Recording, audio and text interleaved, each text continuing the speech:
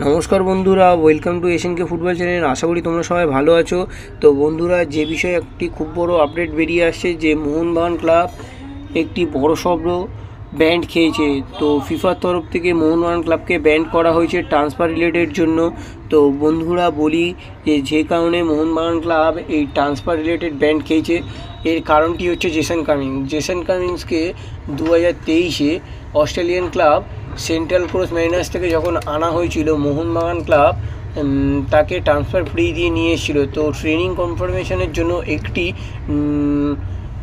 Transfer ফি দিতে হয়। তো মোহনবাগান সেটা দিয়ে দিয়েছিল 1-1.5 বছরের মধ্যে। তো তারপরে মোহনবাগান ক্লাব চিঠি দিয়েছিল ফিফা কমিটিকে। তো ফিফা কমিটি কোনো রিপ্লাই করেনি। তো এতদিন পরে ফিফা কমিটি মোহনবাগান ক্লাবের ওপরে ব্যানটি জানালো। তো মোহনবাগান ক্লাব কাছ থেকে যেটুকু খবর আসছে যে মোহনবাগান ক্লাব বলে দিয়েছে যে 1 সপ্তাহের মধ্যে মোহনবাগান ক্লাব এই ব্যানটিকে সরিয়ে নেবে। তো খুব একটি বড় ব্যাপার না বন্ধুরা, খুব একটি বড় চিন্তা করার বিষয় না। 1 সপ্তাহের মধ্যে এই ব্যানটি কেটে যাবে। 10 থেকে 15 লাখ টাকার মধ্যে এই ব্যানটি পড়েছে।